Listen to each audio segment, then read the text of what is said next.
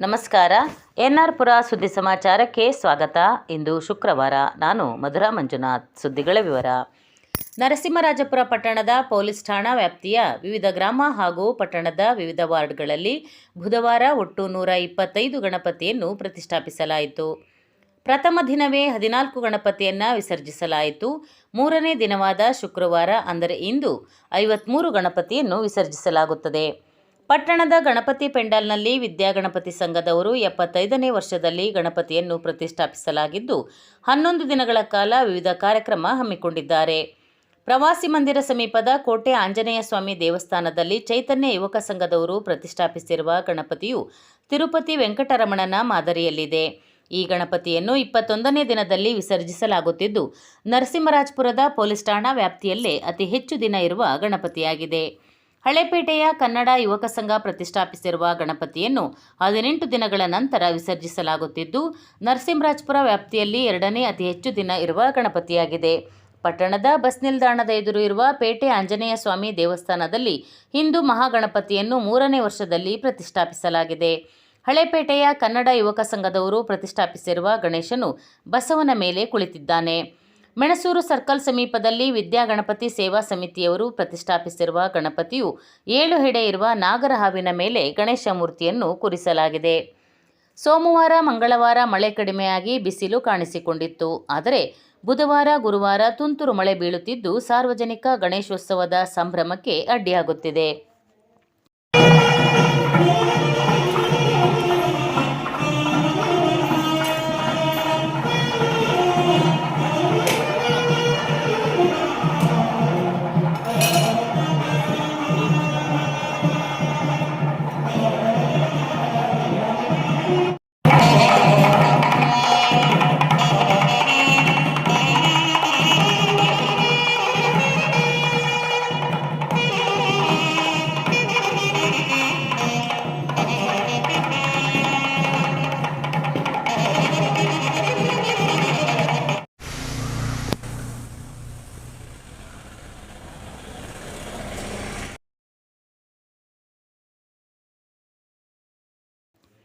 ನರಸಿಂಹರಾಜಪುರ ಪಟ್ಟಣ ಪಂಚಾಯಿತಿ ವ್ಯಾಪ್ತಿಯ ಬಸ್ ನಿಲ್ದಾಣದಿಂದ ಪ್ರವಾಸಿ ಮಂದಿರದವರೆಗೆ ಹಾಗೂ ಪಟ್ಟಣ ಪಂಚಾಯಿತಿ ಕಚೇರಿ ಮುಂಭಾಗದ ರಸ್ತೆಯಿಂದ ಸುಂಕದ ಕಟ್ಟೆಯವರೆಗೆ ರಸ್ತೆ ಅಗಲೀಕರಣದ ಹಿನ್ನೆಲೆಯಲ್ಲಿ ಆಸ್ತಿಗಳ ಖಾತೆದಾರರೊಂದಿಗೆ ಸಮಾಲೋಚನೆ ನಡೆಸಲು ಶಾಸಕ ಟಿ.ಡಿ. ರಾಜೇಗೌಡ ಅವರ ಅಧ್ಯಕ್ಷತೆಯಲ್ಲಿ ಸೆಪ್ಟೆಂಬರ್ 3ರ ಬೆಳಗ್ಗೆ 10:30 ಗಂಟೆಗೆ ಪ್ರವಾಸಿ ಮಂದಿರದಲ್ಲಿ ಸಭೆ ಕರೆಯಲಾಗಿದೆ.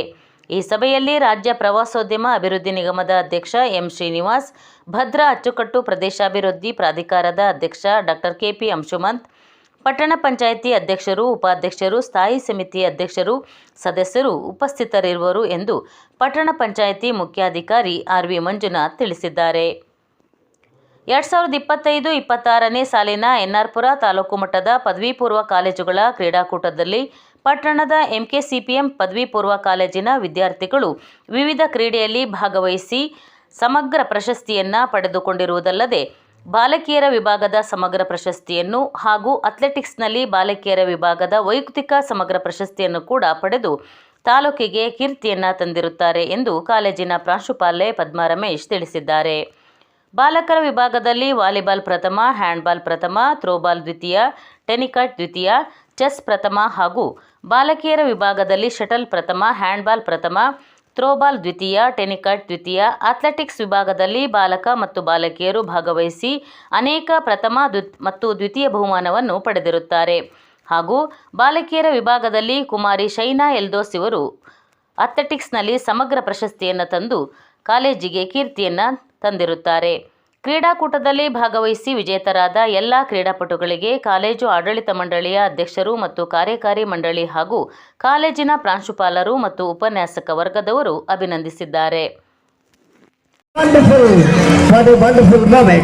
ಇದೀಗ ನಮ್ಮ ಕ್ರೀಡಾ ಜ್ಯೋತಿಯನ್ನ ನಮ್ಮ ಪ್ರಾಚಾರ್ಯರಾದ ಶ್ರೀಮತಿ ಸರಸ್ವತಿ ಮೇಡಮ್ ಸ್ವೀಕರಿಸಿ, ದಯವಿಟ್ಟು ನೀವು ಥ್ರೋಬಾಲ್ ಅಂಗಣಕ್ಕೆ ತಮ್ಮ ಎಲ್ಲ ಸಾಮಗ್ರಿಗಳನ್ನ ಕೊಂಡೋಗ್ಬೇಕು.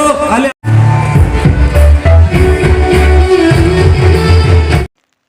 ಸರ್ಕಾರಿ ಶಾಲೆಗಳು ಖಾಸಗಿ ಶಾಲೆಗಳಂತೆ ಉತ್ತಮ ಶಿಕ್ಷಣ ನೀಡುತ್ತಿದ್ದು, ಪೋಷಕರು ತಮ್ಮ ಮಕ್ಕಳನ್ನು ಸರ್ಕಾರಿ ಶಾಲೆಗೆ ಕಳಿಸಬೇಕು ಎಂದು ಸೀನಿಯರ್ ಚೇಂಬರ್ ಇಂಟರ್ನ್ಯಾಷನಲ್ ಸಂಸ್ಥೆಯ ತಾಲೂಕು ಘಟಕದ ಅಧ್ಯಕ್ಷ ಎಸ್ ಜಗದೀಶ್ ಮನವಿ ಮಾಡಿದರು.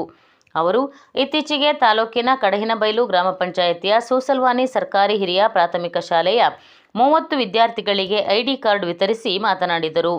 ಈ ಶಾಲೆಯ ಮಕ್ಕಳಿಗೆ ಐಡಿ ಕಾರ್ಡನ್ನು ನಮ್ಮ ಸಂಸ್ಥೆಯ ಸದಸ್ಯ ಮೆಸ್ಕಾಂ ಇಲಾಖೆಯ ಉದ್ಯೋಗಿ ಮಂಜುನಾಥ್ ಕೊಡುಗೆಯಾಗಿ ನೀಡಿದ್ದಾರೆ ಎಂದರು. ಇದೇ ಸಂದರ್ಭದಲ್ಲಿ ಶಾಲೆಯ ವತಿಯಿಂದ ಸೀನಿಯರ್ ಚೇಂಬರ್ ಇಂಟರ್ನ್ಯಾಷನಲ್ ಸಂಸ್ಥೆಯ ಅಧ್ಯಕ್ಷ ಎಸ್ ಜಗದೀಶ್ ಅವರನ್ನು ಸನ್ಮಾನಿಸಲಾಯಿತು. ಅತಿಥಿಗಳಾಗಿ ಸೀನಿಯರ್ ಚೇಂಬರ್ ಇಂಟರ್ನ್ಯಾಷನಲ್ ಸಂಸ್ಥೆಯ ಖಜಾಂಜಿ ಎಸ್ ಗಿರಿ, ಸಹ ಕಾರ್ಯದರ್ಶಿ NT ಶೇಷಾಚಲ, ಸದಸ್ಯರುಗಳಾದ S Puttaswamy, MR Sundaresh, Kumara G Shetty, TM Shivakumar, MESCOM ಇಲಾಖೆಯ ಮಂಜುನಾಥ್, STMC ಅಧ್ಯಕ್ಷ ನಾಗೇಶ್, ಮುಖ್ಯ ಶಿಕ್ಷಕ ರಾಜಪ್ಪ, ಸಹ ಶಿಕ್ಷಕಿ ಪ್ರಮೀಳಾ, STMC ಸದಸ್ಯರುಗಳು ಇದ್ದರು.